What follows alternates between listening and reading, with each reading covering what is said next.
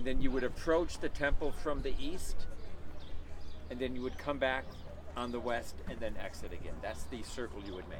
Up, through the temple compound, and back down again. It's kind of the flow. Now, we have a Jewish text that speaks about these steps that's going to give us a bit of context. Page 54. The following statement in the Babylonian Talmud. It once happened that Rabbi Gamaliel was sitting on a step approaching the Temple Hill. Was sitting on one of these steps. The well-known scribe Yochanan was standing before him, 3 white sheets of paper lying before him. He said, "Take one sheet, and let's write an epistle to our brethren who are in the Galilee. Take another sheet, let's write an epistle to the brethren who are in the south. And a third one, and write an epistle to our brethren living in Babylon. Let's say, peace be with you, grace be to you." Rabbi Gamaliel, a guy, a very elevated teacher of Torah, used to sit on these steps. Here are some original ones, others are where you're sitting now, teaching his disciples. One of the things he did was he taught them how to write epistles to the people in the diaspora.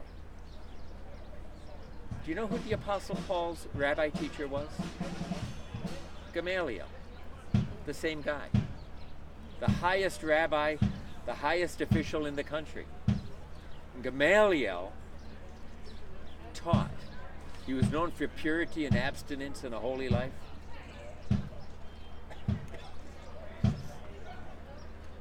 These are some of the group? Sound check. Or is it a sound check? It's a sound check. All right, are you sure? Or are they just playing? Sounds like it. What this means, guys, is that Rabbi Gamaliel, one of probably several rabbis who taught his disciples on these stairs, Saul's, Paul the Apostle's, seminary classroom was here. Maybe there, maybe here, maybe here. This is a very public space. This is a place where rabbis who have something to say, who want a hearing, will just sit, and teach, and their disciples and others would come and listen to them. It's a public hearing. It's an attractive place to say things. We know Saul of Tarsus was here. We know his teacher Gamaliel was here. And what I'd like to do is suggest to you that Jesus himself taught on these stairs. Now, the reason I say that is because of a narrative we have in the Gospel of Matthew, chapter 23. Jesus is between Palm Sunday and the cross. And he spends 2 or 3 or 4 days, we read, teaching in the temple and in the temple precincts. Because rabbis have a tradition of speaking on these stairs, I'd like to place Jesus there. Partly for that reason, and partly because the things that he says can be illustrated from what you see here. You know, he doesn't have electricity and a PowerPoint projector and all this kind of stuff. He doesn't have a textbook with diagrams like you do in it. He has the Torah, and he has what's in front of him. And we teach his parables off the landscape. So listen to some of this. Jesus is at the point where he's no longer just going about the towns and villages in Galilee, healing people, touching people, doing good on the level of human need. He's come to Jerusalem at the climax of his ministry to force the issue of what's being taught as opposed to how we should actually be living. And his focal point is against those who should know better, the Pharisees. Jesus' confrontation with them is not because they're doing wrong teaching. It's because they themselves don't do what they say the people should do. They themselves are not doing what they say they should be doing. This is what you call a hypocrite. So Jesus says this, Matthew 23. I'm just going to read selections from the chapter. Jesus spoke to the crowds and his disciples. Well, first of all, you need to have a place big enough where the crowds can be. That would be stairs like this. The crowds and his disciples. The crowd, just people. The Bible calls, or the rabbinic writings call these the people of the land. Just the guys. People looking, longing, looking for something, hungry for something.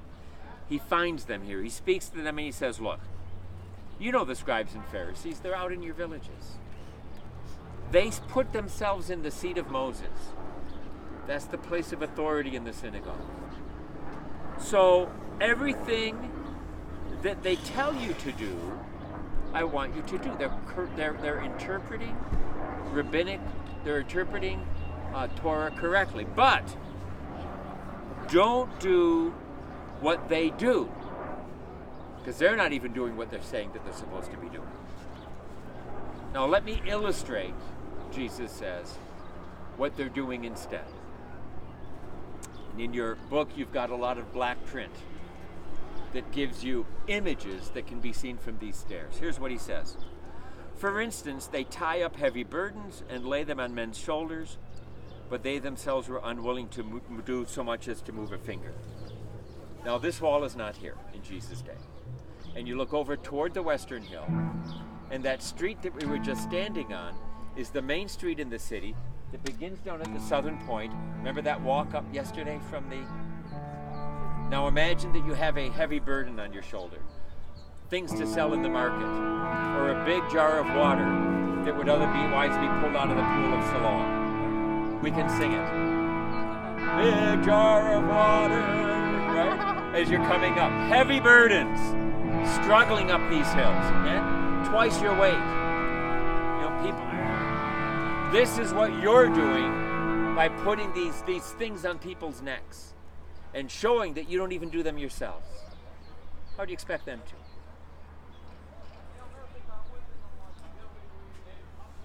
They love the places of honor in banquets and the chief seats in the synagogues and the respectful meetings in the marketplaces. They love to be seen. They want to have the special seat.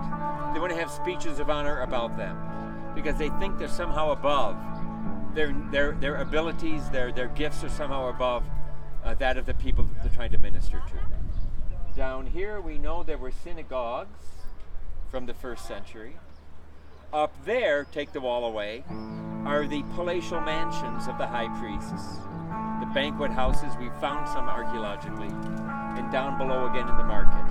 When you walk through the market like this, say, look at me, and people come up and say, hey, doesn't that feel good? Yeah.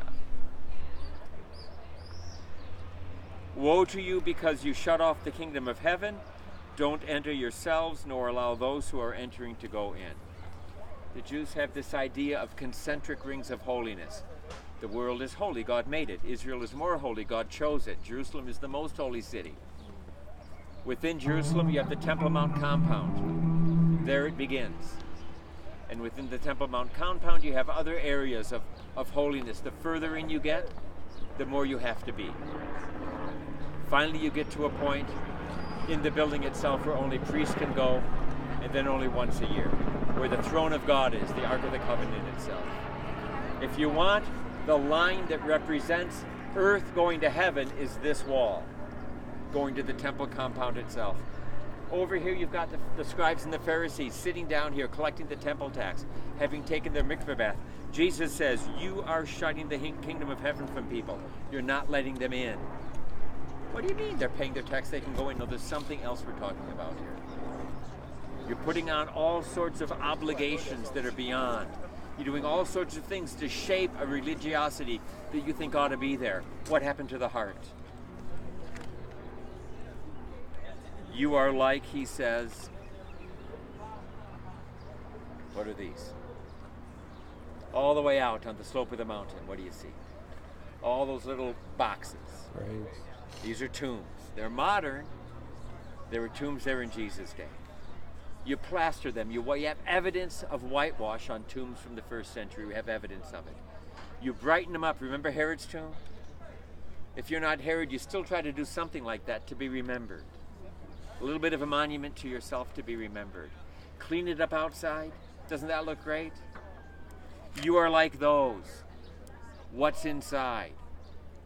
The most awful kind of smelly, wormy uncleanness physically Spiritually, it represents it as well. That's what you're like. You're building tombs of the prophets and monuments of the righteous, saying, if we had lived in those days, we wouldn't have acted like them. And down below, we don't see it, but down below that bus line over there, you've got monuments like the ones on Herod's tomb. The more wealthy people, closer to be seen to the Temple Mount. And finally, Jesus says, you're a bunch of snakes. How will you escape the sentence of Gehenna? And Gehenna is a phrase that preserves the name Valley of the Sons of Hinnom, which is that valley right in front of you. And right at that point of the valley is where the sacrifices to the foreign gods were being made in the time of the Old Testament. You know, that's kind of a gates of hell, actually. That image as well, down below. So he's using things he sees, everyday images right in front of his face that people know and experience and sweat over, and they see the hypocrisy. And Jesus is illustrating it by things, just everyday common needs. Everyday common. You say you love people, then why don't you give them your seat? You know, you say you help them out. You know, help the one in the wheelchair. You say you love people, come on. He would pick other images today, right? Is that all you can put in the plate? That's all she had. What about the guy who had more? Is that all you can do?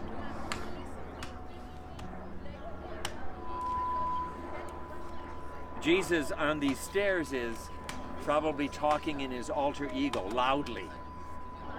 Loud as he can. Partly because of the busy noise and commotion that's always here. Partly because he wants to make sure the scribes and Pharisees hear it. At this point, he has nothing to lose, you might say. You know, the cross is coming. He has nothing to lose. One of the Pharisees responded, Nicodemus, earlier. One of the Pharisees responded later, but only after he met Jesus on the way to Damascus. I wonder if he heard that day. He was in town.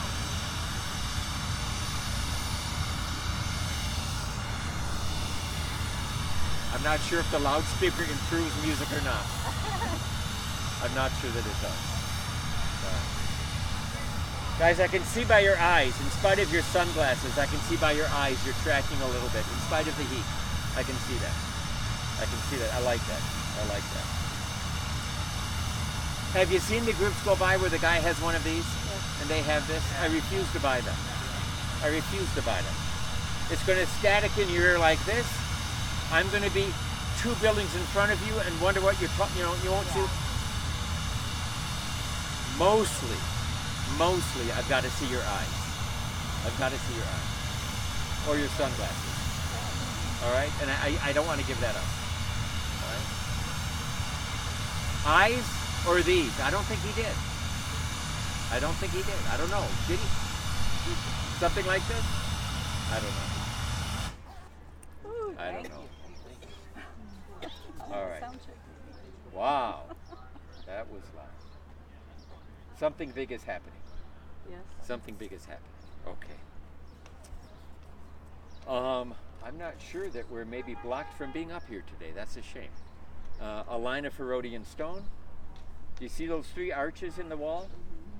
Mm-hmm. All right. Right behind them is the actual entrance that would have been here in those days. We know where it is. And so on. You get a sense. You get a sense. Questions or comments? I know we're fighting a little bit of dissonance here. Yes. They have done. I have seen weddings here. I have seen weddings below. It's a rentable space. It's a rentable space for things. I have seen. We thought this was a wedding initially, didn't we? Godfrey asked me to comment quickly on Jewish weddings more often than not are on a Tuesday. More often than not on a Tuesday. There's a reason for that. Tuesday, the 3rd day. Yom Rishon, Yom Shani, Yom Shlishi, the 3rd day, day 3, Sunday, Monday, Tuesday, is the only day in Genesis 1 in creation where God said, and it was good, twice. He doubly blessed the third day. So weddings today, more often than not, are on a Tuesday. Because of that, more than that, in the Gospel of John, chapter 2, we have Jesus' first miracle. And the line in John chapter 2 says, "Now on the third day, there was a wedding in Galilee." Now on the third day, there was a wedding in Galilee. Let me put that in vernacular English. On Tuesday, there was a wedding in Galilee. It's not like the third day after the previous event. It means on the third day, on a Tuesday. So in the first century, weddings as well, on a Tuesday, the day that's doubly blessed. Yeah. Most of yours, I'm guessing, are on a Saturday or a Friday, probably. Yeah. Okay. You want that honeymoon weekend, I guess. Questions or comments? Any additions, guys? Anything? Anything else? Yes. The very large 250-ton stone. Yeah. That's in place where it was. It's in. No one's moved it. No one's moved. You know, Jesus says, you have this in your blue book as well. The guys came and said, "Wow, what it took 46 years to build it." Jesus says, "Not one stone will be left upon another. It'll all be torn down." And that's one of these statements that's, you get the idea, even though maybe there's a few still left. All right, there's still a few in situ, and that's some of them. You said the coin that was found. 18. 18. AD 18. AD 18. So the coin had to be minted and lost in the mikvah before that corner was put up, including that stone. But if it's AD, how did Jesus go in the temple? He's going into the temple around the year 30 AD, 12 years later. 12 to 15 years later. Okay. So, you know, some of you ask, how long does it take to build this thing?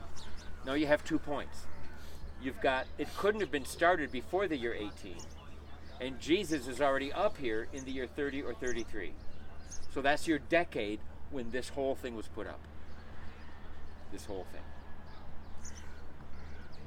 That's a lot of building. So, it's probably a construction site when he came. Still being done. Okay, any other comments?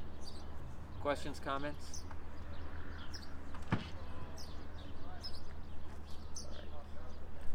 All right. We're going to have lunch on campus. I'm going to walk you back on a circuitous route to show you some of the columns that were found. Back to campus, you'll have lunch on campus, and then we'll be need to be leaving campus to go to the bus. I think 1:30. I'll check the time and let you know when we get there. For Yad Vashem. Be there a couple hours, and then you'll have maybe 3:30, 4 o'clock on to do things in the city.